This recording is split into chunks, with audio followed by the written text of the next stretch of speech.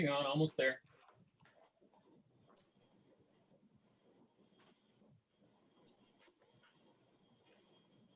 All right, Mr. Chair, you're live. You may proceed. Thank you, and welcome everyone. Good evening. This is a meeting of the Citizens Advisory Committee for Capital Expenditures. On today's agenda, we are going to go over some categories of capital related to streets, bridges, ADA, as well as parks. Prior to that, I did want to point out that this morning, every member of the committee should have received an email with some of the presentations that we're going to be going over this evening. While it also would give you a preview of what we were going to be going over, but it was also just so that once you have viewed the presentation this evening, you have a place to go to reference it. And so all of these are posted online on the website, so you can go to it. There are also a number of questions about procedures and capital process, the capital committee, the role of the Citizens Advisory Committee, and criteria for evaluating projects. That was also included in the attachments under capital policy and procedures, which is also posted online. And then finally, attached to the email were Citizens Advisory input forms. Basically, and this was an Excel spreadsheet as well as it's in PDF format as well, for individual members to submit comments and input about the projects we discuss, anything we haven't discussed, comments overall.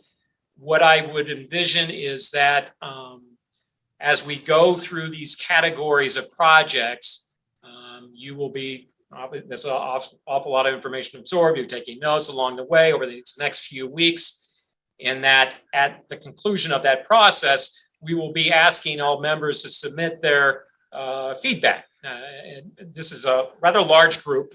We've got 50 members now, and it could still get larger as we go along. And so I want to give everyone an opportunity to have input. And so what that does, it basically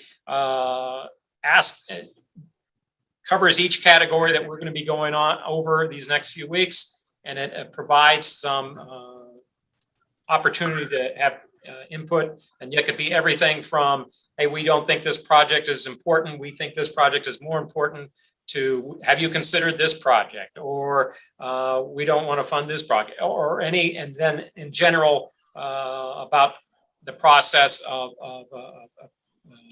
for the capital committee to consider. Again, I'll reiterate, the Citizens Advisory Committee's role is an advisory role to the capital committee.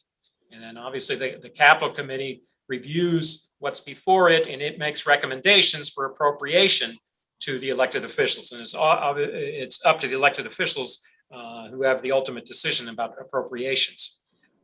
So I do want to reserve some time at the end of today's, after the presentations, to go over this a little bit more in detail, so we can do that.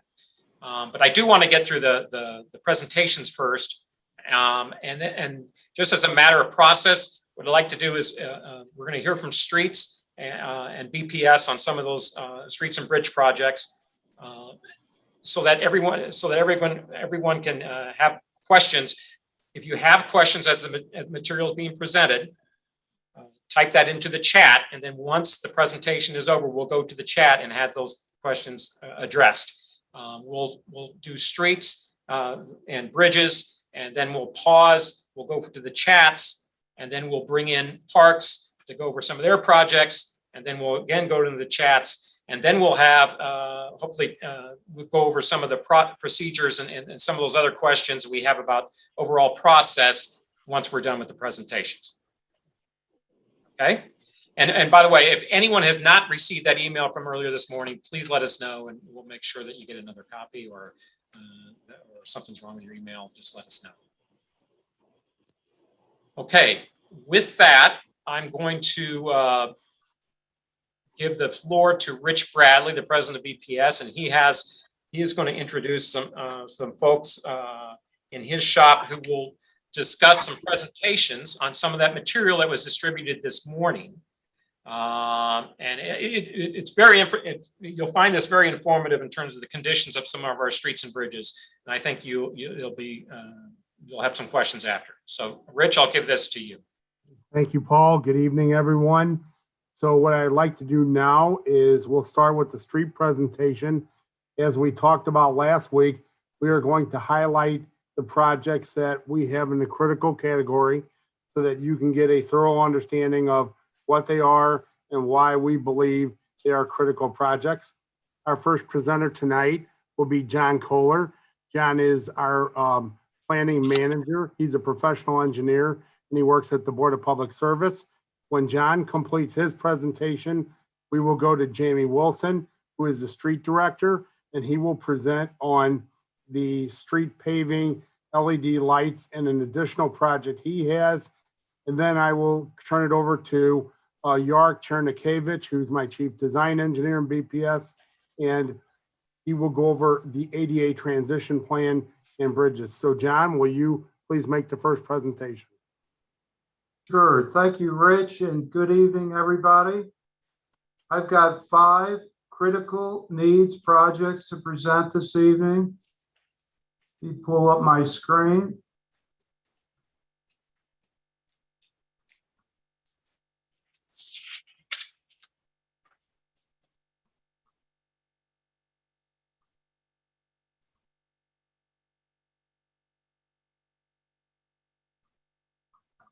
Can everyone see my screen? Yes, John. Okay, great. So our first project in the critical needs is a Tucker cycle track that we submitted for federal funding under the Transportation Alternative Program. We did receive in 2021 $1.4 million in total project cost. The federal portion is 1.1 million, and the local match that's required, that's identified in the critical needs, is 300,000, which is 20% of the 1.4 million, approximately.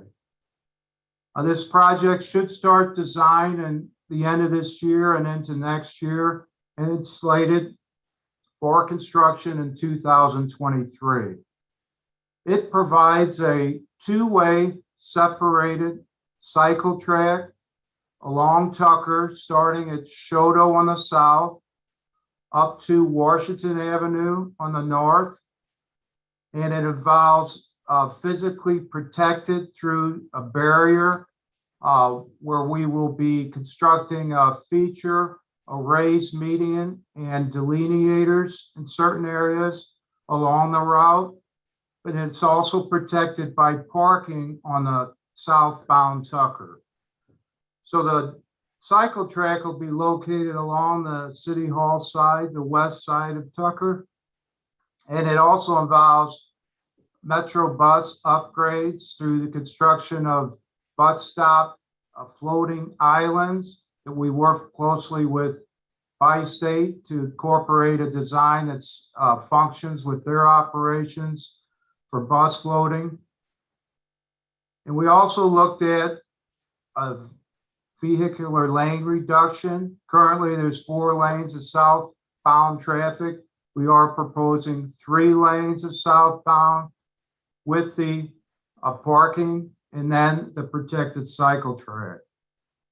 Also, part of the project involves a mid-block crosswalk upgrades and safety improvements right outside City Hall, where we're incorporating bump outs and a raised median in the center of the road to make that unsignalized crosswalk safer.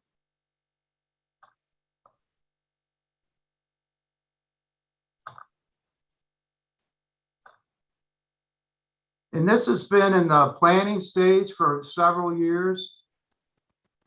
It's been part of the downtown St. Louis multimodal plan. It was recently adopted in November of 2018. It's a tier 1 highest level protected low stress facility for bicyclists. It's in TrailNet's Connected St. Louis plan. It complies with all the elements of our complete streets ordinance. It's also part of the Gateway Bike Plan. But importantly, it bridges the Mill Creek Rail Yard. We have few bicycle connections that cross that Mill Creek Rail Yard. It connects directly to the bike lanes that MoDOT put in on Shodo. It connects to the Chestnut protected bike lane that we built a few years ago, and also the future Brickline Greenway, which will most likely be on market. We have significant support for the project. Greater St. Louis Inc. has endorsed the project. Alderman Jack Coder of the 7th and Great Rivers Greenway District supports the project.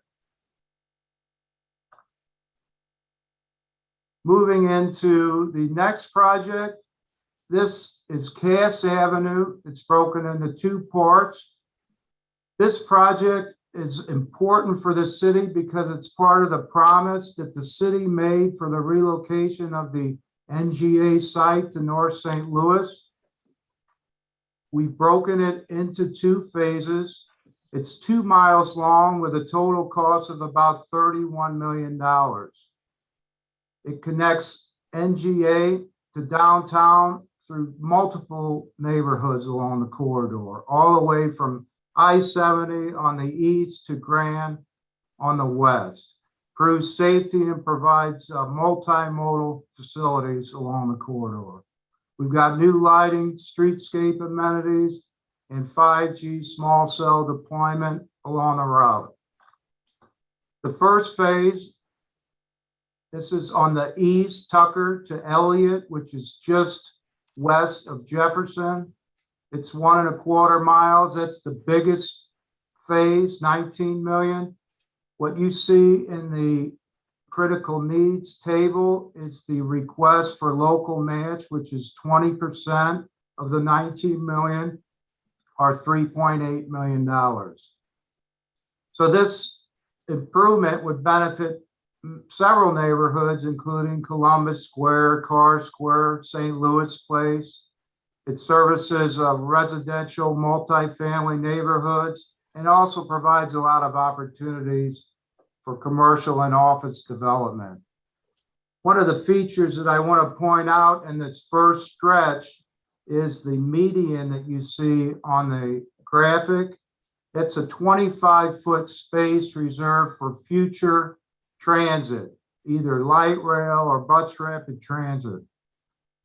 This is part of the preferred route that was identified in the north side, south side expansion project. It also provides a multi-use path on the north side and then a bicycle or sidewalk on the south side with 2 one-way 12-foot drive lanes on each side of the median. The second phase to the west of Elliott and to the west of Jefferson, this directly benefits the Jeff Vanderloo neighborhood, several multifamily residential, local businesses, Vashon High School and Harrison Community College are all within this corridor. We have a slightly different streetscape plan where, since the light rail's not in this area, we've choked that median down to 12 feet.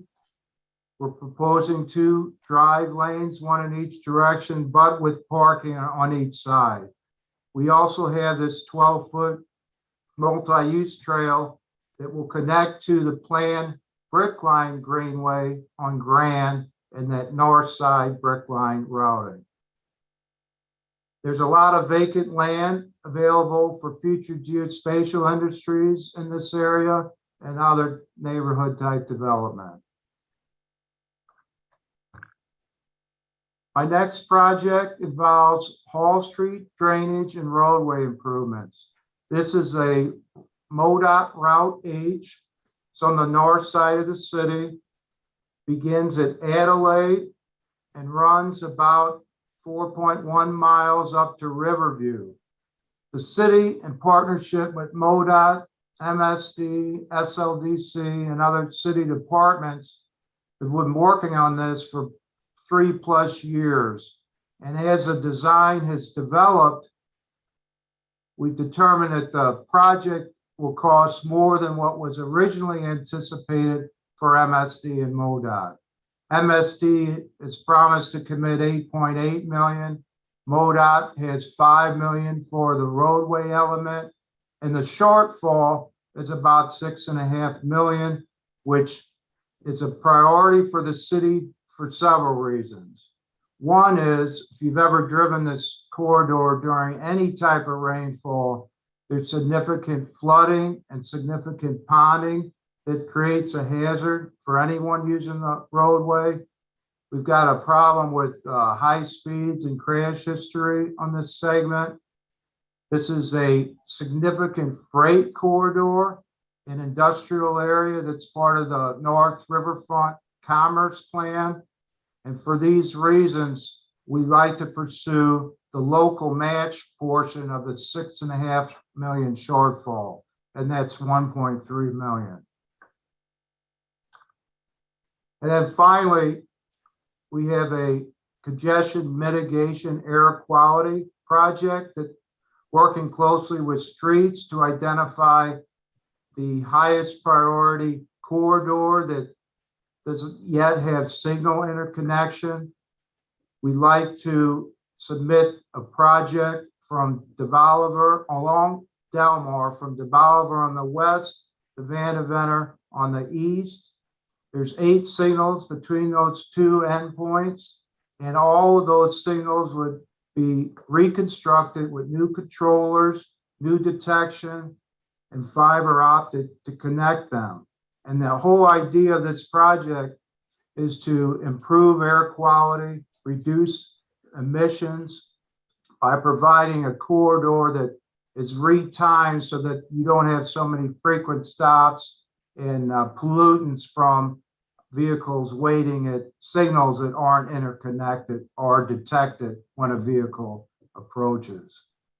It's part of a CMAQ project. We also will make all the intersections compliant for curb ramps and hits, crosswalks, push buttons for pedestrian crossings. And that project's approximately 4 million, with 20% is the local match. 800,000 is what I've listed in the critical needs list. And those are the top 5 projects I've identified. And at that, I'm going to turn it over back to Rich. Thank you. Thanks, John, for that presentation. So next, I would like to introduce Jamie Wilson. Jamie is a professional engineer, and he is the Director of Streets for the City of St. Louis. And Jamie will present on 3 projects that would affect the street department. Jamie?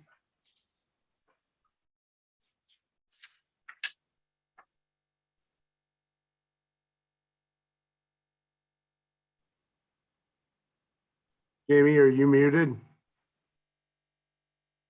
Can you hear me now, Rich? Yes, we can. Go ahead. I unmuted and then it must have muted me after time there. So sorry about that. So again, hello. The first project I'd like to talk about from the street department is paving. In looking at this and prioritizing our needs, we've chosen our principal arterials, and those arterials, that's the street that represents the highest level of street we have in the city, that carries the most volume, that provides, by definition, direct access to the highway system and all the feeders from the local streets.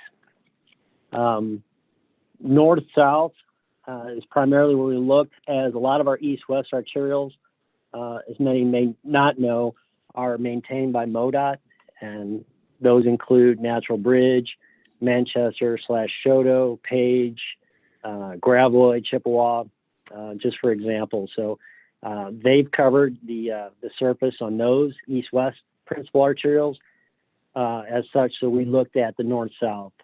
We are proposing to cause them Skinker, basically from Arsenal to Page, Union from Enright to West Florissant, Kings Highway from Gravois to West Florissant, Jefferson from Chippewa to Shoto, Grand from Holly Hills to Hall Street, South Broadway from Dover to Shoto, and North Broadway from Cole to the northern city limits. And if I didn't say earlier, that does represent 40 miles of principal arterials in the city. These are streets that are in dire need of resurfacing. We don't have a paving budget. We're budgeted to patch these, so it's been a while since these have been paved. So they're obviously in serious need of it, and we're requesting $14 million to resurface these major arterials in the city. The next project I'd like to propose from the street department is regarding our streetlights. The city has approximately 46,000 of the Cobra streetlights, the most common streetlights that you'll see. There are some decorative streetlights, but I'm talking about the about 30-foot tall Cobra lights. We have 46,000 of them. The last several years, we've been upgrading them to be more energy efficient and current LED technology. We do that through our normal maintenance. So, for example, when a light goes out, we won't go back and replace it with older technology. We'll replace it with our LED fixture off the shelf. And that's just as they occur, as the outages occur. We're also able to replace them through cooperation with local aldermen. They use their ward improvement funds to expedite that process. So instead of waiting for those outages, sometimes they give us money to, go through and do a street each year to kind of expedite that process of getting those into their ward. And we have utilized, lastly, a couple Missouri energy loans to also expedite that process. Our interest in this current technology, as the older technology becomes more expensive to purchase, is also that these LED fixtures are obviously more energy efficient. We get about $24 per light per year in savings. In all, we're approximately 65% complete replacing streetlights in the city. We are proposing to purchase and install 17,000 streetlights and help us finish that process off. So we're asking for about $4.2 million to do so. But I would also point out that the purchase of those lights will also result in over $400,000 per year in our electric bill savings. So it's obviously a purchase that's worthwhile considering. Finally, I have a project in dealing and thinking about the streetlights, delving into that. One of the things, and it came up after the fact, and I apologize for this, for not thinking of this earlier, but it's a very critical need for us, is our downtown lighting vaults. We have 11 underground vaults in the downtown area that contain our streetlight substations. That's how they're all fed. This is really old equipment in old locations. They're probably 60 or 70 years old. Obviously, the equipment's well past its physical life, service life, and it's literally physically falling apart, as well as the drainage structures that support it, that, as it rains, it obviously has to be open so it doesn't overheat. So in being open, it does let water in, and the drainage that's in there, obviously 70 years old, it starts breaking down and either getting clogged or caving in. A lot of these underground vaults routinely flood, creating an obvious water and electric mix that we don't prefer. It leads to both the physical condition and the flooding that we see on a routine basis when it rains. Leads to a very, very unstable lighting system downtown. And it's an obvious safety concern that we have for the public. So we are proposing $2 million to rebuild those vaults, rebuild the drainage, install new current equipment to last us a good amount of time, and to be able to provide a stable lighting system for our streetlights downtown. And again, we're requesting $2 million to accomplish this, and that would include the design and installation of those lighting vaults. That does conclude the three projects that I would propose from the street department, and I'll turn it back over to Rich. Thank you, Jamie, for your presentation. Next, I would like to introduce to you Yark Chernikevich. Yark is a professional engineer, and he is the chief design engineer for the Board of Public Service. Tonight, Yark will present for you on the ADA transition, ADA upgrades, and the bridge project. So Yark? Thank you, Rich. Good evening, everyone. Let me share my screen before we get to the details.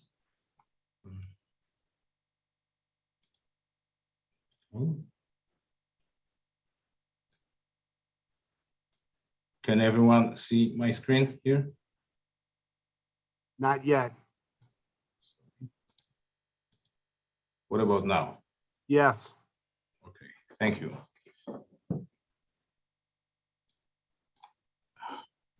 All right, so among many responsibilities of the design division are management of professional services contracts with consulting engineers and architects, and also management of federally mandated bridge inspection program. So I will talk to you today about the capital expenditure needs for the following categories: improvements to city facilities that are needed to accommodate people with disabilities, and bridge improvements that are needed to maintain functionality of the city transportation network. I just wanted to apologize. My presentation has a couple more slides added compared to what was published, so I'll make sure that this will be updated after we are complete here. So let's start with ADA transition plan. What is ADA transition plan? ADA stands for American Disabilities Act of 1990, which is a civil rights law that prohibits discrimination based on disability. ADA transition plan is a formal document outlining cities' compliance with Title II of the Act that requires municipalities to have a plan to make accommodations for everyone. A transition plan is essentially a roadmap that inventories and prioritizes accessibility improvements to existing infrastructure. While the city has been actively improving accessibility for all residents for the past over 40 years through enforcement of permitting requirements and design standards, this transition plan combines the past efforts and help guide improvements moving forward.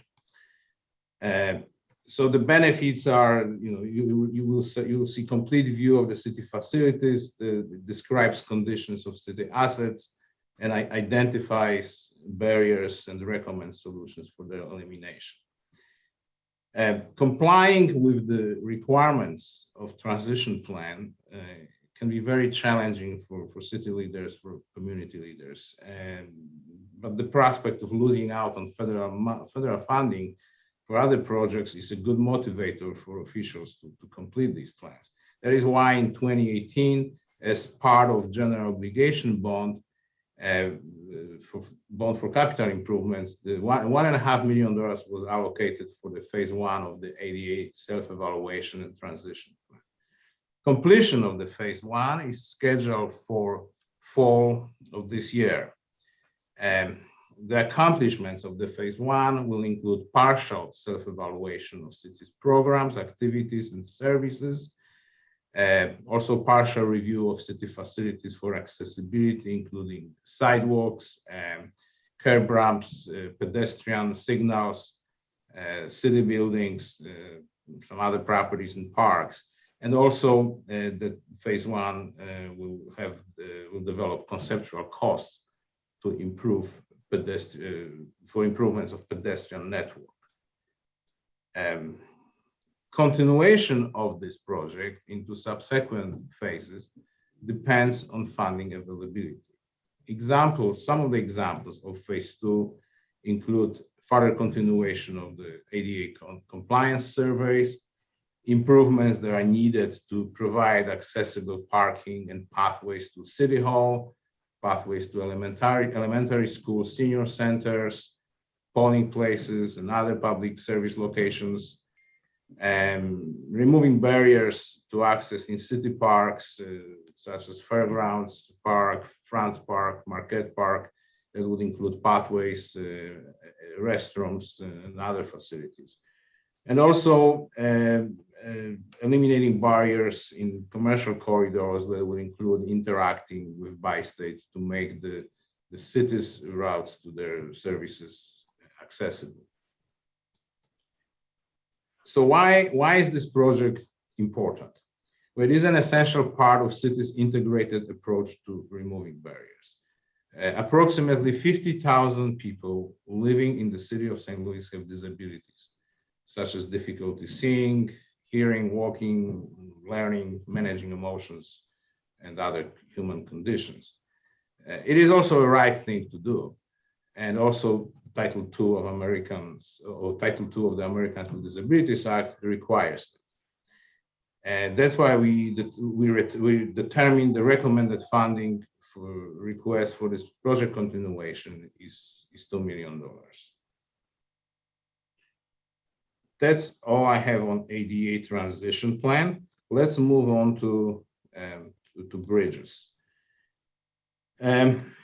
So let's look at the bridge improvements. So the city of St. Louis owns 74 bridges. Most of the roadway bridges are located within the city limits. Most of them are primarily owned by MoDOT and the city of St. Louis. Currently, there are 74 located on city streets. And this map illustrates their locations. Most of our bridges are located along central corridor crossing rail yards along Mill Creek Valley, or River des Pearls, over Metrolink routes, and then the Soto Spur, and then there's a few more up north over terminal railroad lines, and of course we have few bridges at the airport. Just for comparison, this shows the bridges that are owned by MoDOT. That gives you a sense of scale, mostly along interstate. Many bridge structures which we own support high volume traffic routes with average daily traffic that ranges from 30,000 to 50,000 vehicles per day. When we say average daily traffic, that means there is a total traffic count per year that's divided over 365. That means some days this traffic could be much higher or lower. So here you can see the list of these bridges with the highest traffic count. Here's an overview of bridge structures that crossing Mill Creek Valley railroad yards, which carry the highest volume of traffic each day. In fact, combined average traffic for this exceeds well over 200,000. So each of these bridges makes it possible to ship raw materials, finished goods to factories, facilitates travel, so consumers can purchase goods and services. When one of them closes, economic activity slows, and I'm sure you can imagine what happens when one of these bridges needs to be closed. This chart illustrates age of the city bridges. So what you can see here, they were constructed according to our records, the oldest 1874, all the way to this runs through 2019. So the good news is we have about 44 bridges that were constructed in the last 40 years. That seems like a good pace. The bad news is we still have over 16 bridges that are over 80 years old, and another 14 that are aging rapidly. And they do require significant repairs. Anticipated service life for bridges that are well maintained can exceed 75 years easily. Bridges that are not well maintained will last much shorter. Maintaining safe bridges is a critical public safety issue. Therefore, the federal government requires all bridges in the United States to be inspected every 2 years. Our bridge inspectors, when they inspect bridges, they rate each component of a bridge on a scale from 0 to 9, just the way you see on the right side. These ratings are coded on the structure inventory and appraisal sheet, which is the federal form, and that form contains total of 116 data items. And this is defined by the National Bridge Inspection Standards. Overall bridge rating, good, fair, or poor, is directly related to condition of its components. So a bridge is considered in good condition if the deck, superstructure, and substructure are rated at least 7, 8, or 9. In any of these bridge elements is rated 5 or 6, the bridge condition is considered fair. If it falls 4 and below, it's considered poor. And that is a basis for this chart, which shows condition of the city bridges as of July 2021.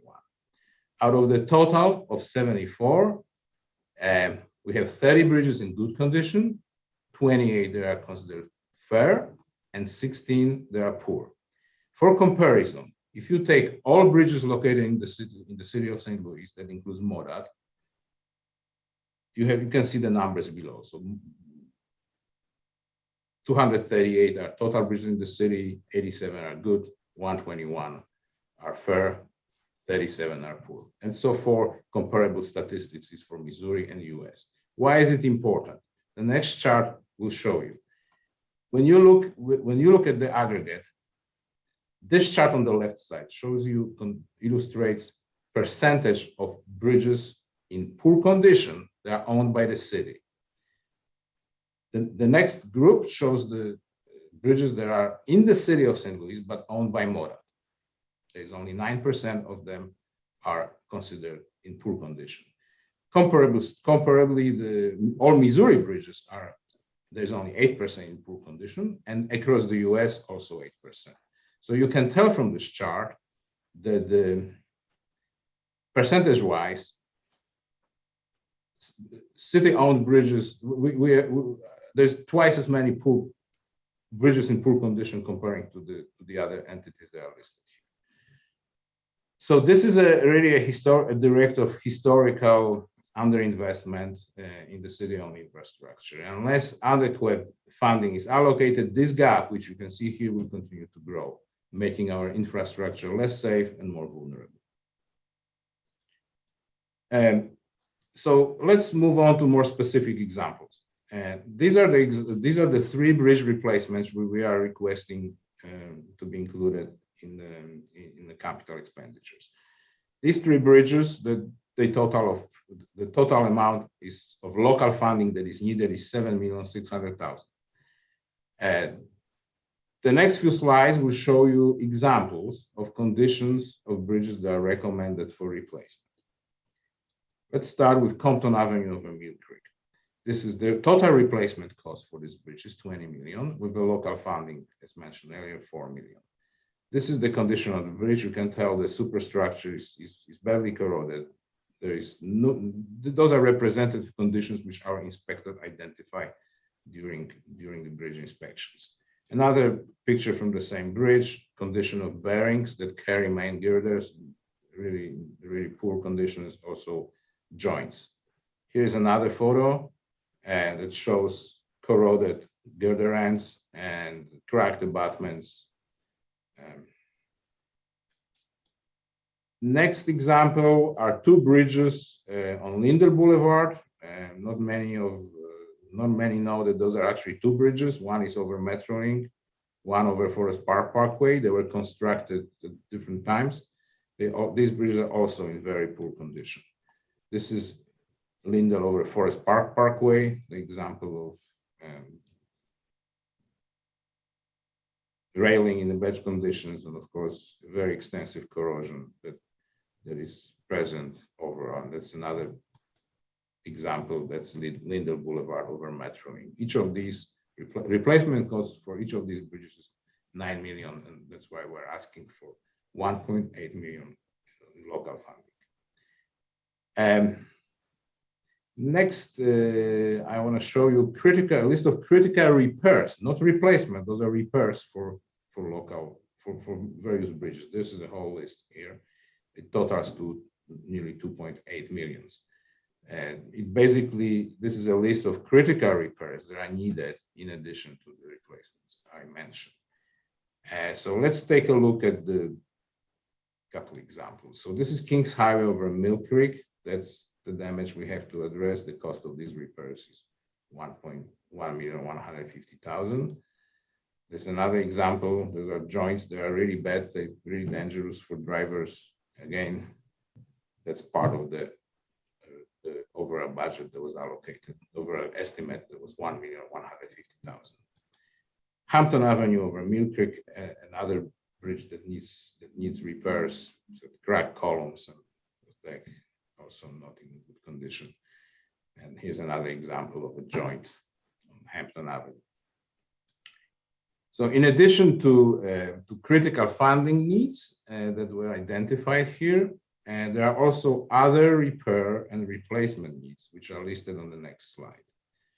Those are other needs that are, we don't consider them critical, but they in our territory, when we look at them, they are still urgent. These bridges are not getting any better. But I wanted just to give you a perspective of what we are dealing with. And there's just these first 7, they are really needed for replacement. And then you have a number of repairs that are needed on the lower half of the table. Just an example, this Lafayette Bridge, this is one of them. Those are the conditions that, again, we didn't consider critical, but urgent. And last slide I would like to share with you, this is Columbia Avenue Bridge over UP that was closed in 2018. I'm sure some of you are familiar with it. This structure exhibited extensive deterioration. It was routinely overloaded by heavy truck, ignoring posted signs. You can see this 15 tons, and one of our inspectors took a picture of 2 trucks passing on this bridge. And that bridge was actually constructed in 1910 and served over 100 years. Due to shortage of funding, it will be constructed no earlier, the replacement bridge, than in 2024. So I would like to just summarize it, and this is obvious, basically why investment in our bridges is critical. And these are the three elements that the economists considered why bridges propel economic activity. They are a critical component of our infrastructures. Wages earned by bridge construction maintenance workers have positive impact on local businesses, and they also facilitate cash flow when they join areas that complement each other economically. In summary, here is what we are asking for. I wanted just to say the conditions of the city bridges are rather typical for many cities with aging infrastructure. We do have a very effective bridge management system in place that includes dedicated and qualified bridge inspection staff, dedicated planning and programming staff that seeks funding opportunities. We have excellent consultants and contractors, and also supportive management and city administration. Our major challenge is adequate funding to keep up with the rate of deterioration. So as I indicated earlier, this condition of our bridges is considerably falling behind when compared with the rest of the state of the US. So that's why we are right now recommending to allocate minimum $10,395,000 for critical repairs. Thank you very much. And with that, I'll turn back to Mark, Rich. thank you for the presentation, and I'll turn it back to Paul. I think you wanted to take some time to do some questions and answers. Yeah, and thank you guys. I thought this was a very informative presentation. I do see the chats piling up here, so let's go to the questions. And if I can get back to the beginning. First question on the, I think that was the cycle track question. You mentioned the match of 300,000, I believe, and in our inventory mentions 280. Is that, is there a difference there? Is there an estimate? What's the difference? Right. So as we talked about, we are developing this list as we go. So we're doing some subtle changes as we go. The 300,000 is the correct amount for the local match share that we're looking for. And so that will be noted in the final reflection of this report. Okay, secondly, will GRG be providing funding for the project at all since it connects to the Brick Line Greenway? And is there?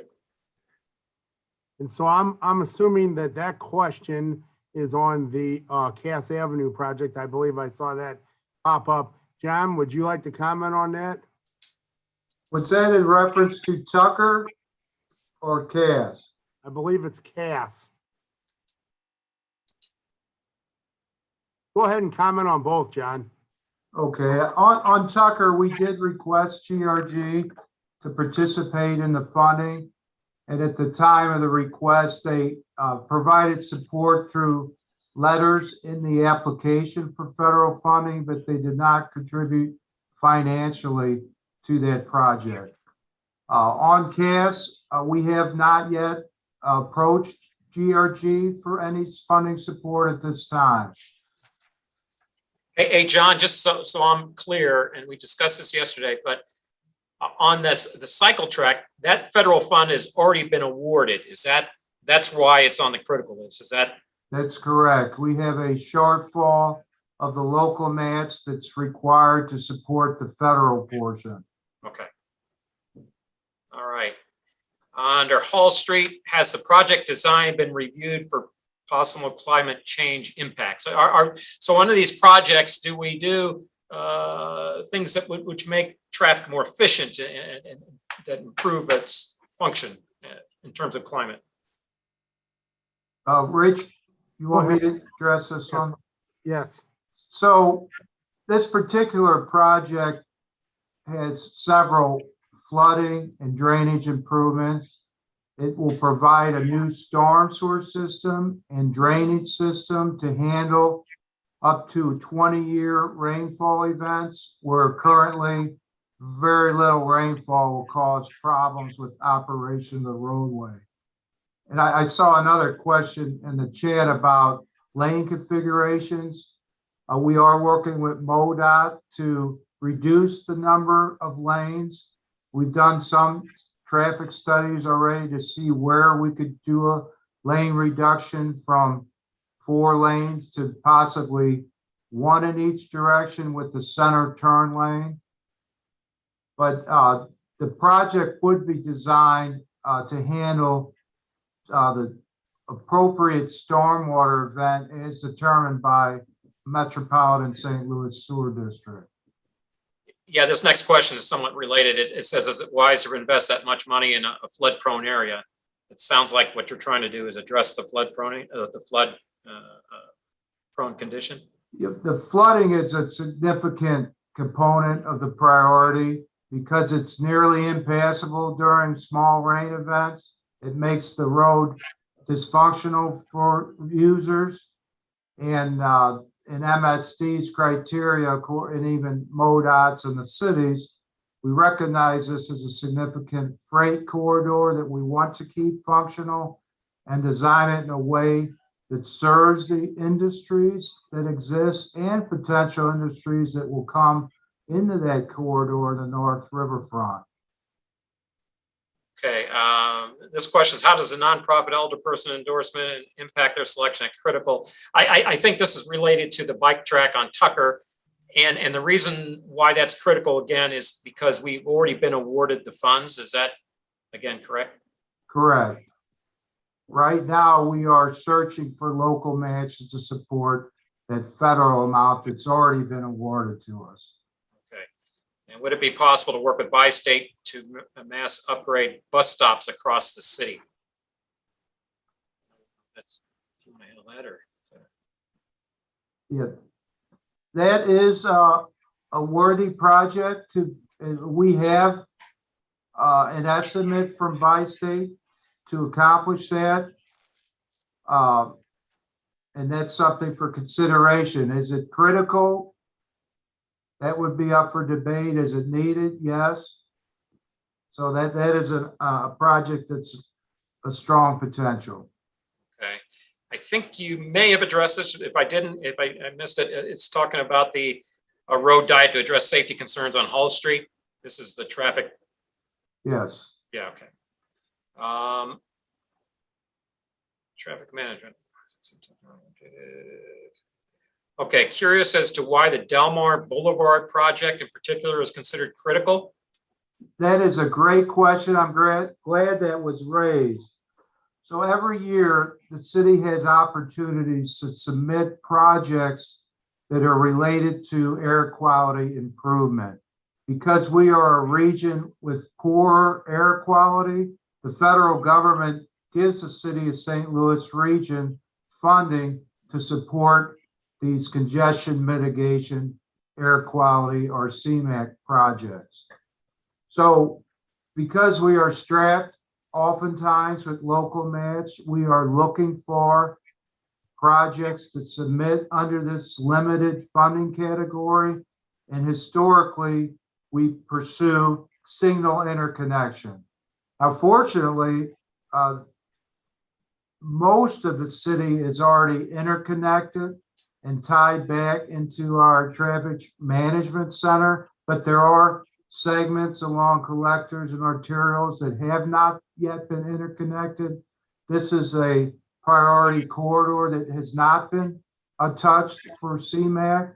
So if we can get local match secured come February of 22, we can then apply for a federal CMAQ grant to support this project. And that's why it's critical, because there's no other CMAQ where we have local match identified. And this is a high priority for the city. Major arterials are getting paved. Will they be striped in the same way they are now, or are there other plans being considered for some of them? Jamie? Yeah, Rich, thank you. As we pave all these, as we do now, it's a perfect opportunity before you stripe it to take a second look at things, to see how volumes have changed, traffic patterns have changed, and see if there's opportunities to utilize that pavement in another fashion before we do it. I'm sure everyone's witnessed what happens when you grind out the old striping and restripe, or if you black out some of the old striping and restripe, what that looks like at night or during the rain. It's not ideal by any stretch. So we really try to reserve any striping changes or pavement marking changes to do when we repave, as it presents the most optimal conditions for drivers. So recently, over the past several years, we've started looking at these in a committee type fashion, where it's not just the street department determining the lanes. We are the labor force that does that. But we have routinely, we consult with members of BPS, TrailNet, City of St. Louis Planning and Design Agency, just to get a full representation of different disciplines as we look at some of these streets. Even on if you recall during my presentation when we mentioned MoDOT routes in the city, even when MoDOT repaves their routes, like recently Chippewa, if any of you are familiar with, they went basically city limits all the way to the west, all the way east to where Chippewa comes into Broadway and Jefferson. We reviewed their paving plans and looked at what striping they were proposing, which was what it was before.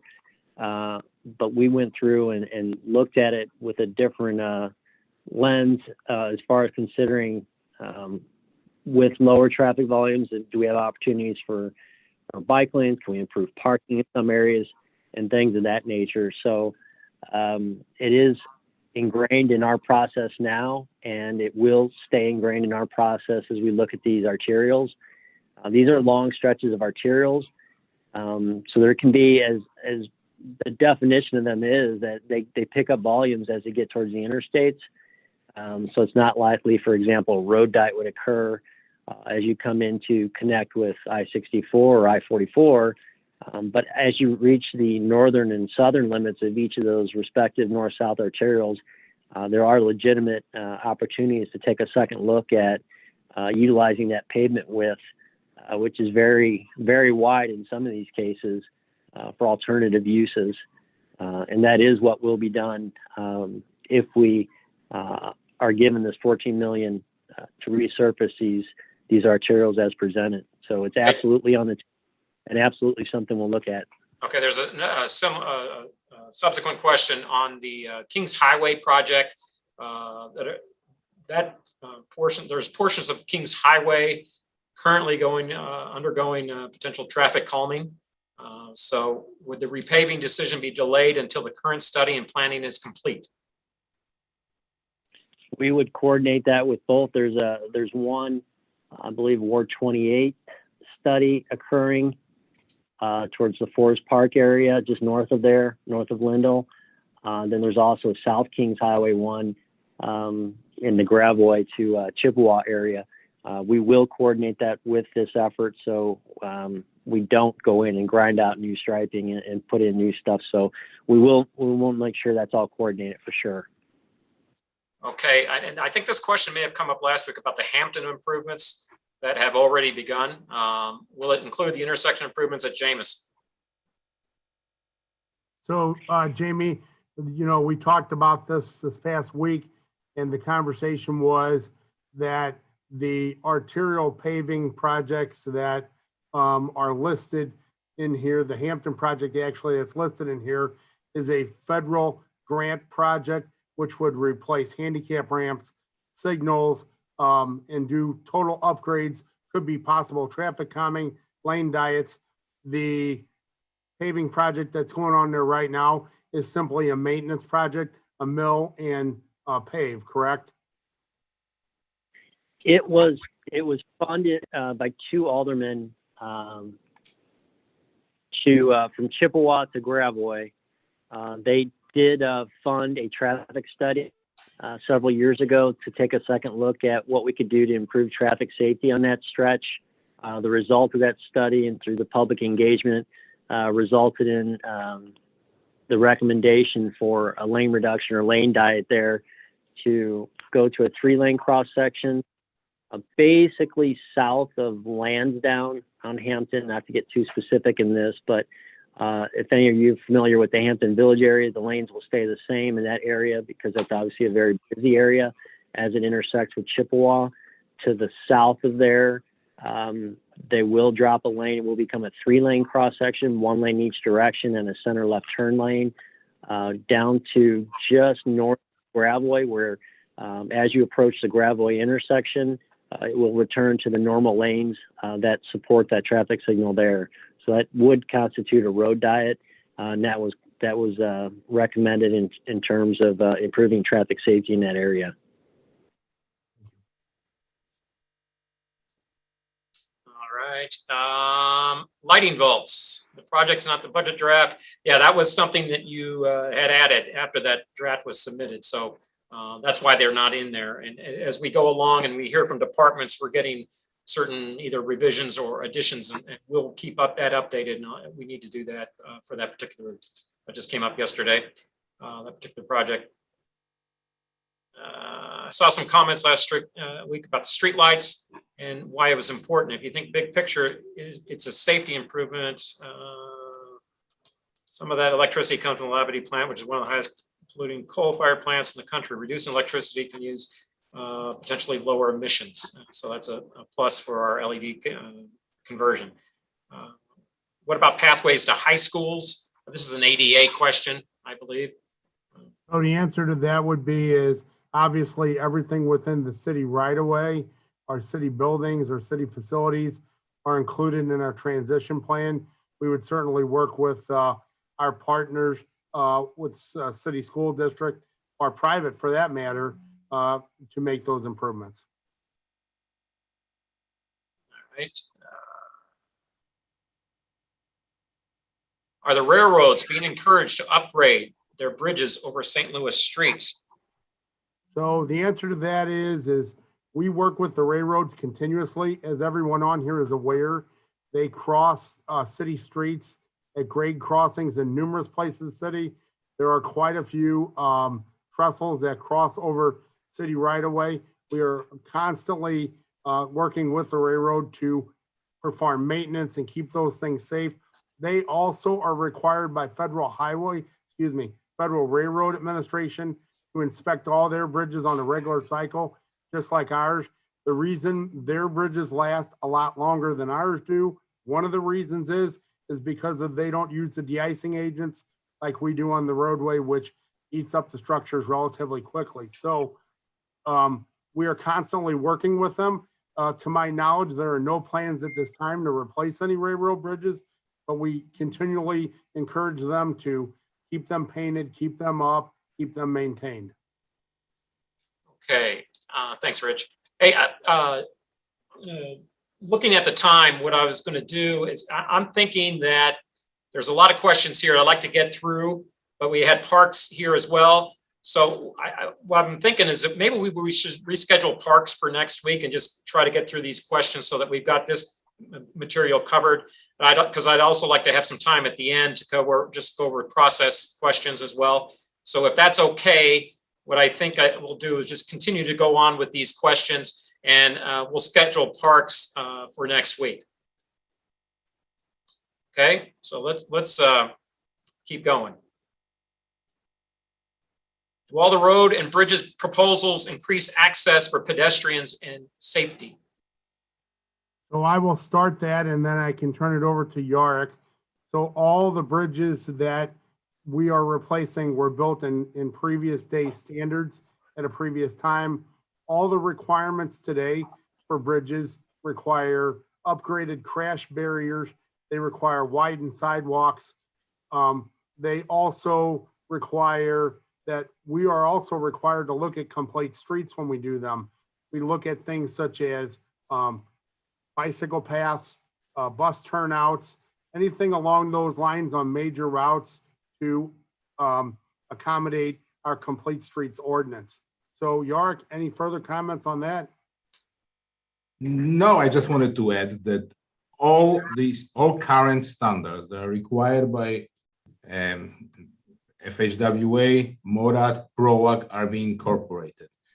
Pedestrian safety is one of the key design criteria that is applied during the design process. That's all I would add. Are the 16 city-owned bridges that are rated poor also the ones that are the oldest? Generally, yes. That is pretty consistent. I mean, without looking at the table, I don't remember all of them, but generally, those are the oldest bridges we have. Okay. Will any effort be made to include public art or sculpture or murals in bridge reconstruction projects? So the comment that I would have on that is the city of St. Louis does have an art ordinance. The art ordinance does not apply to federally funded type projects. And as we have talked about, all these bridge replacement projects, complete replacements, are federally funded. And so we look at things that we can do on those projects that the federal government will fund. I can point your attention to the Jefferson Avenue Viaduct, which has a decorative median. I can point your attention to the Grand Avenue Viaduct, which has a decorative median and some decorative towers. There are things that we will do that we work through public engagement with the neighborhoods. We take their suggestions and we go back to MoDOT and our federal partners and see what we can do that they will allow us to do so that we're not simply putting up a sterile bridge. Other very simple things that we do to make bridges stand out are a simple hand railing that is more than just a crash barrier type rating. We've done some modest decorative lighting. We've done things like tint the sidewalks a different color, things that bring out the structure but are not cost prohibitive to build and also not cost prohibitive to maintain. Okay. Will the Lindell and Union bridges include reorientation of the intersection? So my Well, answer, okay, that go ahead. would be- my answer to that would be is, and Yark, I can let you talk about that. We need to study that and have a substantial amount of public engagement before we will even know exactly what the configuration is. There are a number of options that are being talked about today. Everything from something similar to what's there today to roundabouts to other things. And we are just not at that point yet. But Yark, you want to comment? Well, our initial application was for federal grant addressed that need as a replacement of the intersection as it is. However, with the interest and the signals we are receiving from stakeholders, there will be a study done as a conceptual phase of the project to address the issues that are raised by stakeholders. As Rich said, there's so many issues that are resolved. This is entrance to the forest park, and we would like to improve the traffic flow there. And a lot of those requirements are rather conflicting. That's the reason why we made a decision to request consultant for the project to study the possibly alternative solutions and present them to the stakeholders. Will all these projects be prevailing wage jobs? Absolutely. The city of St. Louis, by law, requires that everyone that works on our jobs are paid Missouri state prevailing wage. Okay, so this is a question, again, talking about the Tucker cycle track. So it's being recommended the Tucker cycle track would be completed before the bridge is replaced. That's not true. They're in two categories. One is in the street category and one is in the bridge category. And I think John would agree with me here. In fact, I know he will, that when we submit these grants to our MPO, which is East-West Gateway, for consideration, bridges always are more highly considered due to safety than streets.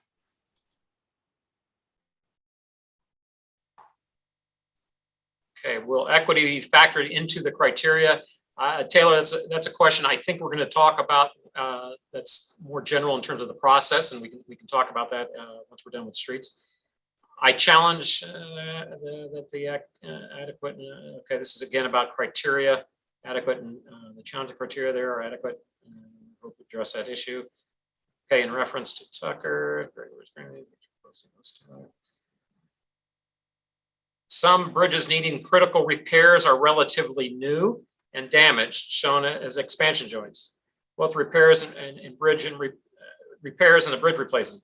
Are there materials which can be used that are more resistant to salt and other corrosion? Well, I would say we use the most up-to-grade materials that we can when we have consultants design them. But obviously, we also use materials that we can maintain. Yark, I'm going to let you make a comment following that.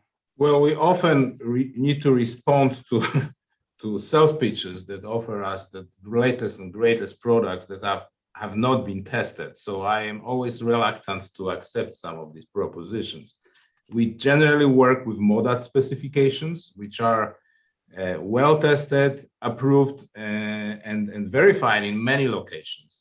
Expansion joints are very critical portions of the bridge. They typically wear much faster than the remainder, the other components of each bridge. And on the design side, we encourage to eliminate expansion joints as much as possible, and that is done often on shorter bridges with longer spans. That's not always possible. So there are other ways we try to eliminate the problem. Of course, with the current de-icing techniques that are being applied, there's really not much we can do. Generally, we would like the expansion joints to last at least 10 years. You know, this is really the absolute minimum. Some of them last longer, some of them unfortunately last shorter. So I'm not sure if I answered your question, but we are very sensitive to selection and specifications of the products we are allowing to be installed.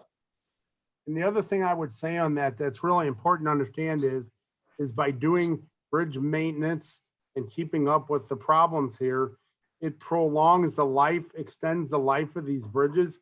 As York presented his presentation, we have bridges that are 60, 70, 80, 100 years old on the system today. And so the useful life of a bridge is about 50 years. So we're doubling that. And a lot of that is all due to the consistent maintenance that we do and the care that we put into these things. Will any improvement require tearing down of businesses or homes?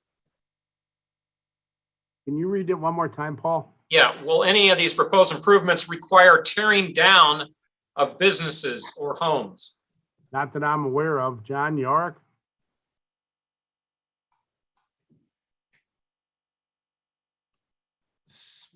I think we have some projects that require the acquisition of the right of way and the removal of the improvements, but I can't think of any specifics at this point. I believe Southwest Columbia Bridge will require acquisition of the right of way and removal of the one of the buildings that are basically in a way. But that's the only project I can think of. I agree with that, York. The Southwest Columbia Bridge is the only one that will require some demo, minimal. Can we go item by item over which items have already grant funds lined up? Let's in order to facilitate this going, tell you what, could you just identify which ones just here that you know of where grant funds have been awarded already? And what we'll do is when we update the inventory, we can go down each one and specifically say, but the general question is, how many of these projects have we already got federal funds for? So, John, you want to answer that one? Sure, I'll start with my projects. The only one that is funded federally of the 5 that I identified is the Tucker Cycle Track, the CAS, the Hall. We have funding partners on Hall Street, MST and MoDOT, but no federal funds yet. And then no federal funds yet on the Delmar CMAC project. And I'll turn it to Yorick to identify the bridges that already partially funded with design, or some of them have design and right-of-way and construction already funded. Yorick? Correct. So Compton Avenue over Mill Creek, that the design is already funded for that bridge and is being underway. Lindell Union over Forest Park Parkway and Lindell Union over Metrolink has also funded. The design has been funded already. These 2 projects.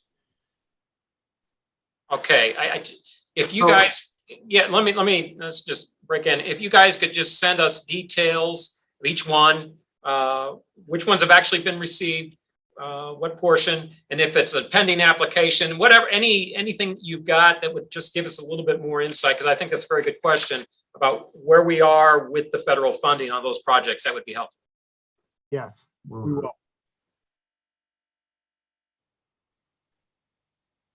Okay, this is a Hall Street flooding, flooding along Hall Street, and not create functional if there are truck shipments to the lanes, interior lanes. A functional issue with their truck shipment. Their trucks can still utilize the interior lanes of Hall during a flood event. However, long term, a fully functional Hall Street with a connection to I-270 will be needed for freight. Is that? Yes. So that would be, is that one of the, is that in the project, or is that something that you were saying that it's going to be down the line, or what?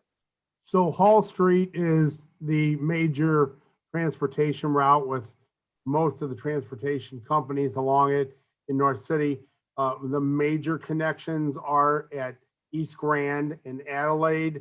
Currently today, Hall Street does run into Riverview Boulevard, and you can access 270 in the western direction, but the project is limited to the Hall Street corridor. So nothing beyond Riverview, nothing beyond Adelaide.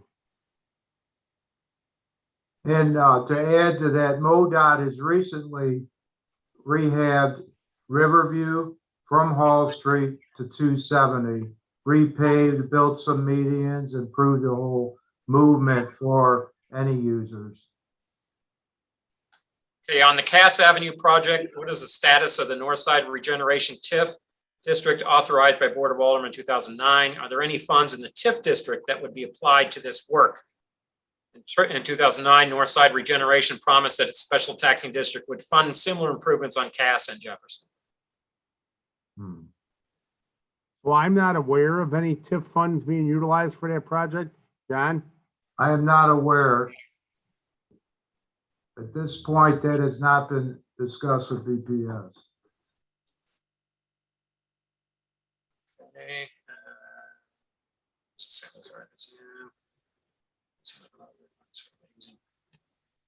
Okay, the last CAC meeting, it seemed like a lot of members were not excited about using capital funds for the NGA street improvements. Will the CAC be able to learn more about the proposed needed street project as we can make an informed recommendation for street capital improvements? This relates to the anything related to NGA. Rich? So, John, you want to answer that one? I don't have any knowledge on it, but So the city passed a bond issue or SLDC for infrastructure improvements to support the NGA development. A lot of those funds have been earmarked for the Jefferson corridor, all the way from I-64 up to Natural Bridge. That whole project is funded and is in various stages of design and right-of-way and construction soon to begin.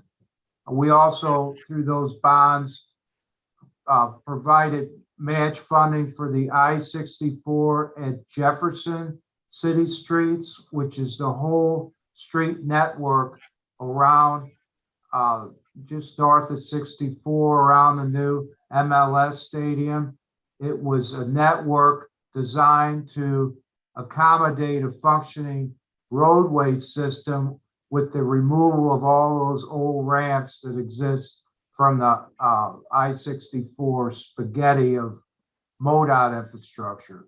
So we rebuilt that grid with support through the NGA bond funding. My understanding, we also had the commitment to reconstruct Cass, and there's a shortfall of funding at this point, or hasn't yet been identified as how to fund the 32 million needed for Cass at this point. Okay, 14 million for north-south major corridor is a great use of funds, I believe, and wonder if sidewalks on these corridors can be addressed.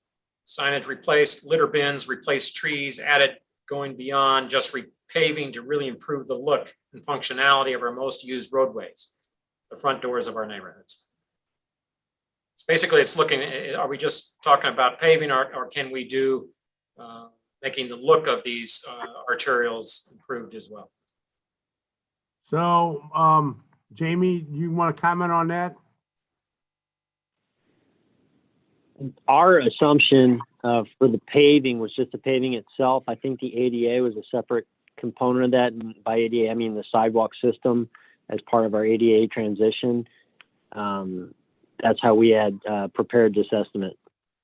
Okay, so what you're saying, it doesn't include anything, because there was a question about the appearance in enhancing like the trees and sidewalks and things like that. Your estimates are strictly for the arterial paving itself. Correct.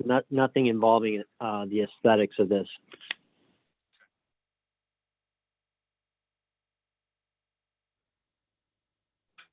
Okay. St. Louis designated by the EPA as a non-attainment area for the 2015 ozone standard. That's a comment. Understanding the pots of dollars involved. Okay, I find it very difficult to evaluate any of this without the understanding of the pots of dollars involved when we talk about the portion of the cost of any project that will come out of the city budget, or are we talking our current regular budget or ARPA funds? I can address that a little bit. We are talking couple of sources, well, a number of sources. As streets as described, there are federal funds available for up to 80% of a project, in which we are always struggle to come up with our 20%. But in overall capital funds, within the capital budget, we have a number of sources, the largest was which is half-cent sales tax. But in terms of ARPA, there are funds within our revenue, within the revenue replacement component of ARPA. And I can talk about that a little bit after we get through with streets and BPS about what the guidelines are for allocating those funds. And then in addition to that, one of the other sources is what we will have is any surplus monies that we have out of the end of this fiscal year going forward, we can allocate towards capital as well, which unlike ARPA is going to be restricted because you can't use ARPA funds to match other federal funds, but that the city's funds would not have that same restriction. And we can talk about that a little bit more as we go forward.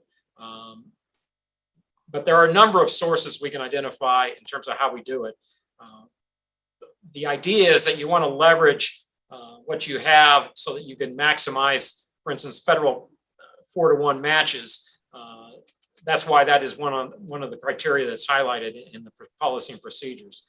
We can talk about that when we get to that point a little bit more. It's a recommendation from the street department to have the full $14 million contributed arterial street paving. It was listed as needed and not critical on the inventory spreadsheet as provided to us. That is a critical need. It moved over. Again, we are working through the draft of this as we go. And that is one of those notes that we have made for a critical project rather than needed.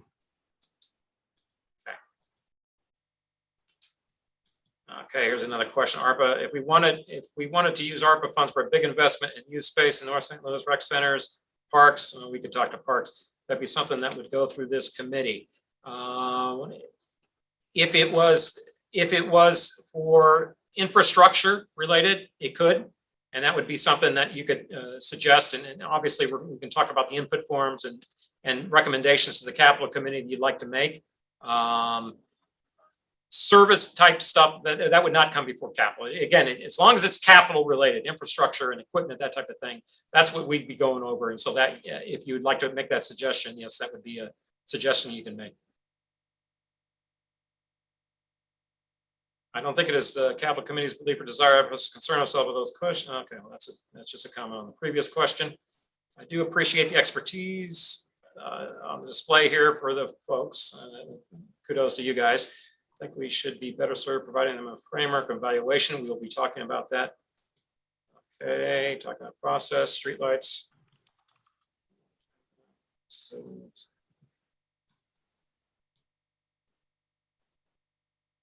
If a citizen or someone wanted to determine where within BPS has historically spent money on capital improvements, is there a map or other resource available to find that information? Yes, we have information on the capital needs that we've spent on roadways and bridges, and we could provide that.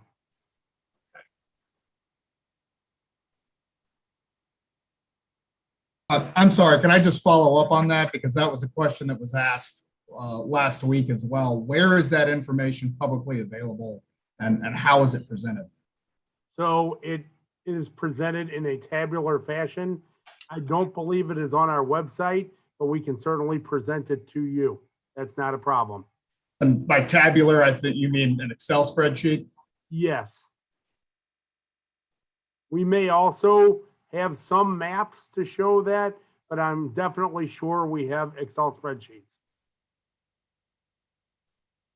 To confirm, we've worked with East West Gateway Council of Governments to develop maps that show all the federally funded transportation projects that for the past 30 plus years, that we have a comprehensive plan view of the location. And then adjacent to that is a tabular format of what each project was and the dollars associated with each project, which we can include as part of the information to the committee. A question about sharing emails with all the members of this Citizens Advisory Committee. You are free to do that on your own. I would not want to just jeopardize the privacy of anyone on that committee. And so I would not feel comfortable sharing everyone's contact information. Please don't put bike lanes on grates, please. Apparently Shoto and Grand Bridge bike lanes, okay. To clarify on the question about Tucker Cycle Track and Bridge, I thought that Tucker was not included in the bridge repair list for this round of recommendations under critical needs. Are we being asked to approve what is listed as critical and needed, not just critical? Well, Tucker is not included as a bridge project. Tucker's included as a street project, cycle track.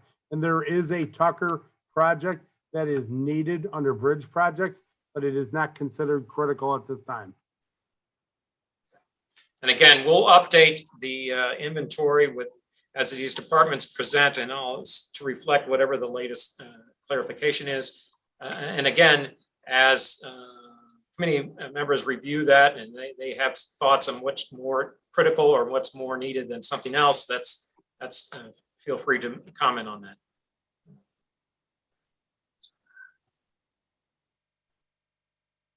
Some comments, I'm looking for questions. Let's see. I think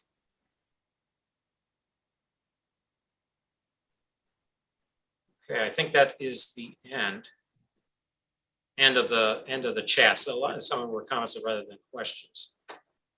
Okay. Well, thank you guys very much. I think this was an informative discussion about our streets, bridges, ADA needs, and we will have to schedule parks for some other time.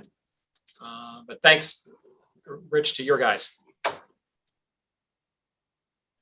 Next, I do want to get into questions that we had for tonight about some of the questions on process and policy and such.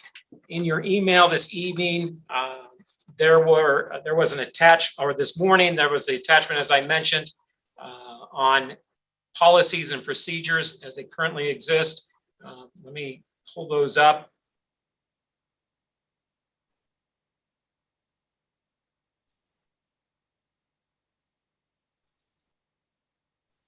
On your screen, you're going to see that the capital, basically the list of policies and procedures.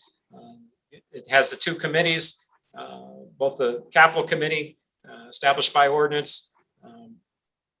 This dates originally with the funding dates. The original capital plan is 89, but there were subsequent ordinances, and we had the half-cent sales tax approved in 93.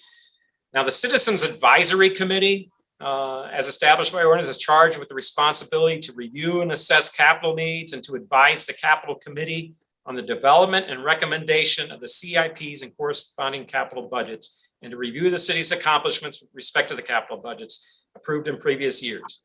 The committee shall consist of 2 appointees by each member of the Board of Aldermen and 4 appointees by each member of the Board of Estimate and Apportionment. So that's where that from. Capital planning policies, I'm going to read through all of that. But I did want to jump down to criteria, evaluation, and you can see, and we discussed this a little bit at the last week's meeting, but in case you need reference, capital committee shall apply the following criteria to evaluate the merit of individual projects. Capital improvements which will foster St. Louis's goal of preserving and improving municipal buildings and other assets will receive priority. Capital improvements which will foster St. Louis's goal of fiscal stability and soundness will receive priority. Capital improvements which will foster St. Louis's goal of preserving its infrastructure and heritage will receive priority. Projects which reduce the cost of operations or energy consumption will receive priority. And projects which promote operational safety will receive priority. Several other criteria were approved subsequent to those original criteria. Basically, it's saying no match amounts for bridges. It was a priority. So in other words, you're trying to maximize that 4-to-1 match that we talked about, as well as any under current mandates from the federal government and any ongoing necessary replacements for operations. And so that's the criteria as it currently exists.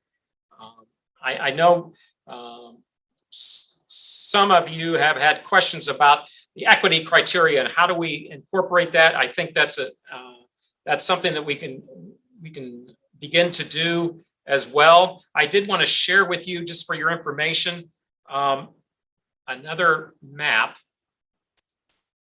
because any additional criteria you really want to have good data. And I appreciate Nate's question about past projects, because that's where it begins, getting data together. And so in order to make an assessment of where we are with projects. So let me pull up another item.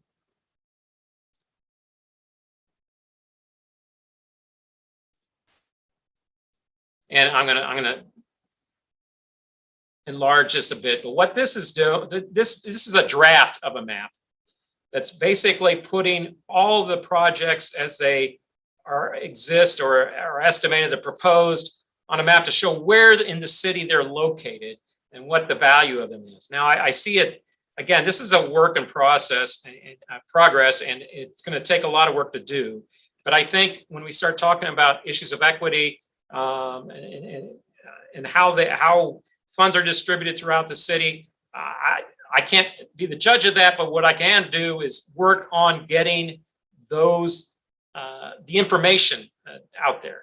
And so what you'd like to see, and it's something that we want to do, is identify the projects, where they're located, and put some dollar amounts on them.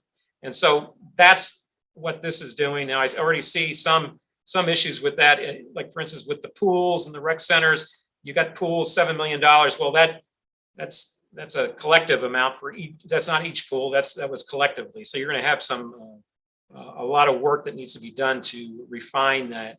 But I thank PDA for pulling together some of this information. But basically what it's doing is starting to map out where some of these items are.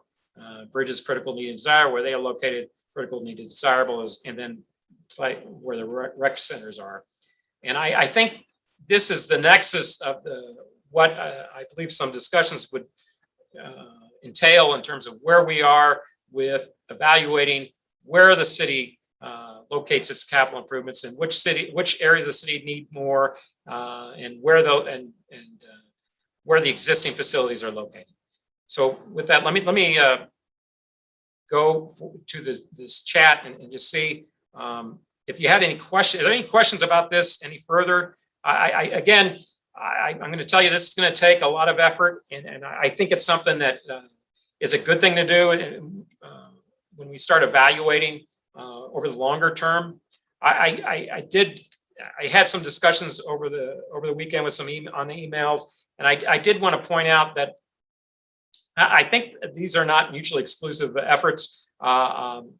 We are so far behind on some of our capital improvements, and I think that bridge presentation will tell you that that's something that we have to do. I mean, there are some things in there that we've got to get done, and we got to take this opportunity.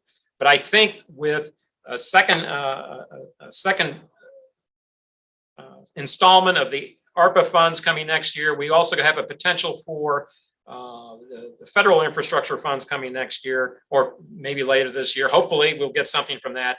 I think we're going to have a number of bites at the apple in order to get there. And so hopefully we can get a little bit more information on that. But I think this is a good start, and will get us hopefully in that direction, answer some of those questions, and so we can push this forward. And with that, I did want to point out again the other attachment I had, which was the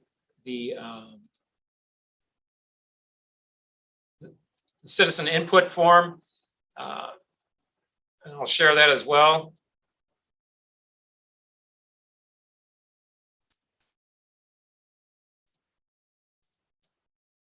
I'm just bringing this up. I sent this to every member of the committee, both in an Excel spreadsheet as well as a PDF form. what I'm looking for here, and this just gives you a form for any of the categories that we present for you to put comments on. If you think something is not important or it needs to be important and is overlooked for each category. It also has a section to discuss other projects to consider that we may not have considered.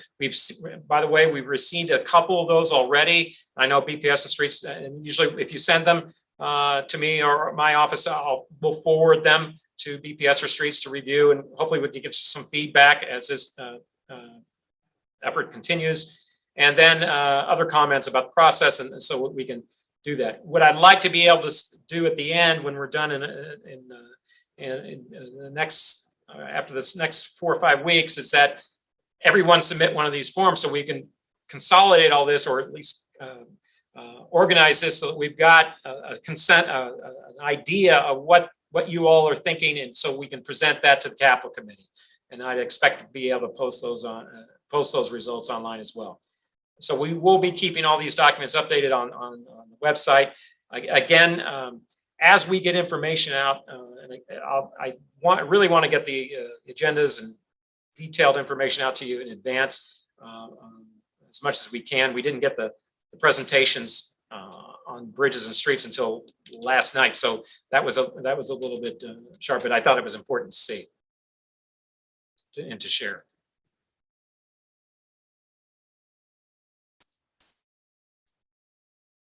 Okay, going to the chats. The question is the concern is the evaluation criteria in the CIP doesn't include equity indicators. Are we going to address that? I believe we can address that, but it's going to take time to address that. And in any evaluation, you're going to need data, and that's what that map and that whole formulation of trying to assess each of those projects, where they're going to be located going forward. But I don't think that's necessarily exclusionary of proceeding with at least some portion of funds that we can allocate later, that we can get going on this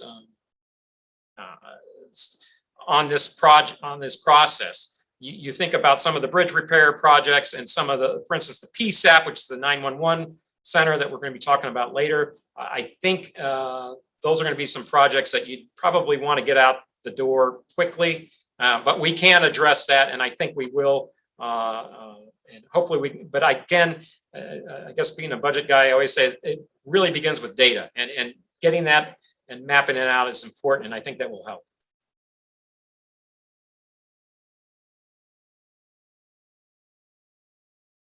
Okay, let me see here.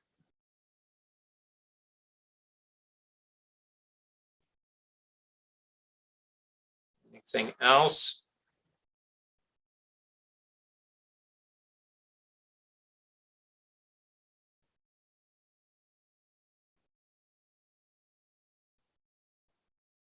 Okay, I think that's it for this evening, and we're running a little bit late. I'm sorry to keep you. I know I promised I would keep you all about an hour and a half, but thank you guys, to Rich's guys, for presenting, and thank you members of the committee. As we get more information, we'll be updating, and we'll be sending out agenda for next week. We should be focusing on some of the public safety components of the inventory needs list. I'm told parks, we're going to have to reschedule parks. It probably won't be next week, but at some time before, over the next several weeks. So that's all I have for tonight. Thank you all very much. I just wanted to ask one question, since we are talking about connecting over email. I just wanted to ask the committee and just wanted to clarify a couple of things. We are a public committee, which means that enough of us get together to have a quorum. We are required to have a public meeting. Am I right about that? I'm going to have to check with the city council. That sounds correct. Okay. But I'll have to see what that is regarding citizens advisory type meetings. Yeah, I mean, so I just want to make sure that if we do something, we're compliant. Yeah, no, that's actually, requirements. that's a very good point. That's a very good point. And we'll check on that to make sure. So if you guys get together and you want to discuss things among yourselves, Of course, it's a 50-member group, so it's going to be, it would be hard to constitute a quorum less than that. So, but I'll check on that and make sure. Okay. Very good question. Thank you.